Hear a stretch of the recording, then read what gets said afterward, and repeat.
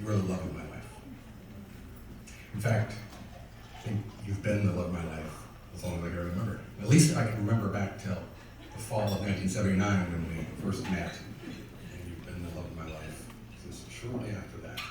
You know, I remember our first conversation about dating. Do you remember it? Mm-hmm. It was magical.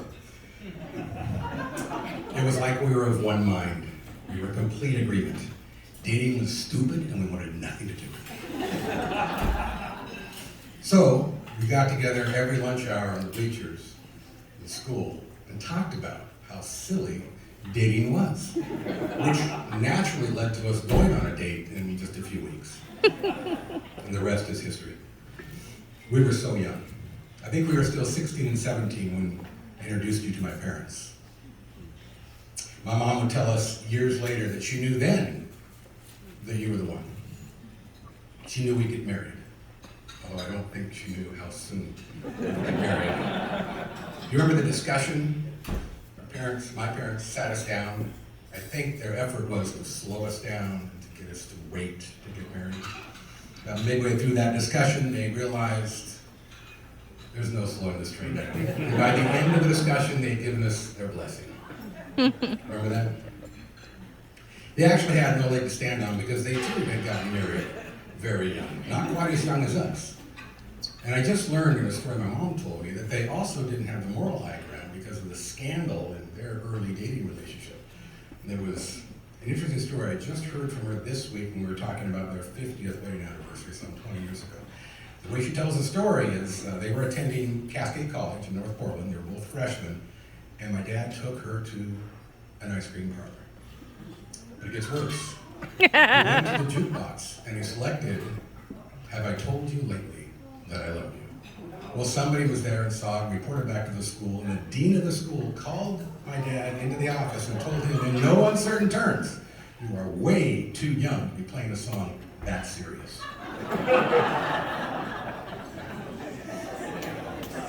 But they weren't the only ones that thought we were too young to get married. Our own pastor said he couldn't marry us.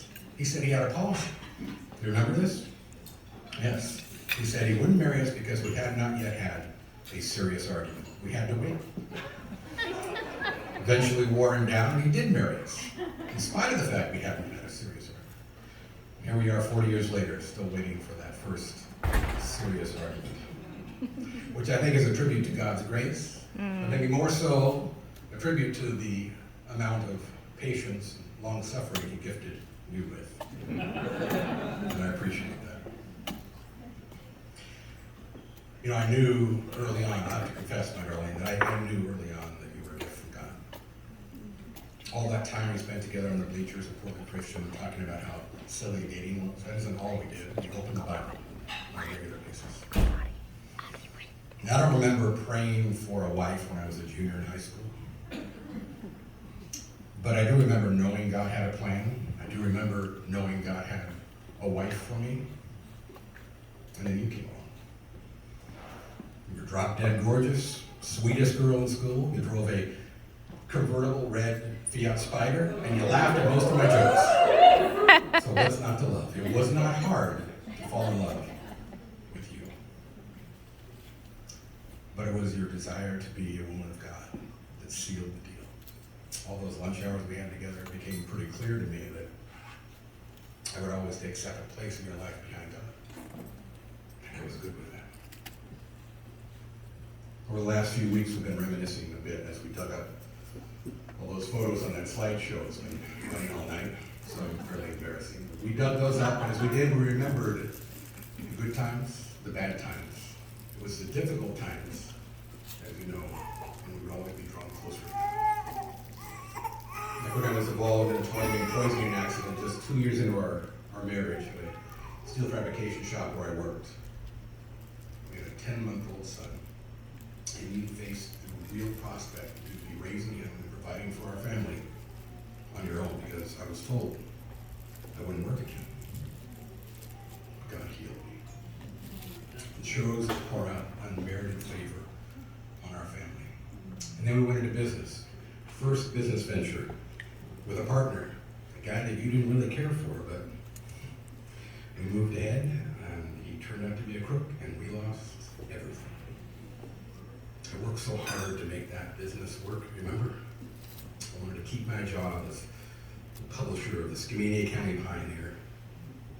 I even moved our family into a small bedroom in the basement of a bed and breakfast. It had 2 mattresses on the floor, and that became our home. And in lieu of rent, you cleaned the guest rooms, and I helped cook breakfast before going down the hill to work at the newspaper. And then you got sick, really sick. Landed in the hospital in White Salmon, and that's when we learned the same business partner had canceled our health insurance. But God was faithful. He drew us close to him again. He showed us that he is God.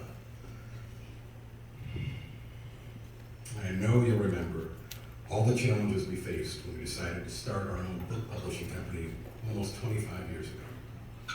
How many years was it before you became comfortable with the idea that I was not bringing home a monthly paycheck? Maybe you're not there yet. And no, that wasn't easy for me. Now I know God blessed our business. Why, I don't know. But the evidence of his hand, his blessing in our business is undeniable. But I want to take a minute right now to thank you for all that you did to make the business successful. Thank you for all the late nights, all the travel, for being by my side as we spent 26 weeks a year on the road. But more than your hard work, more than your sacrifices, your unwavering dedication to our family, I want to thank you for believing in me. Thank you for loving me. It's been a great 40 years. And I want to thank you, Wendy, from the bottom of my heart for being such an amazing friend, lover, advocate, for being a woman of God. Thank you for being such a wonderful mother to our 2 children and a fantastic grandma to our 7 grandchildren. Wendy, I love you. I'm looking forward to our next 40 years together. Lord willing. I've done the math. It'll be 2061. We'll be 98 and 99 years together. What do you say?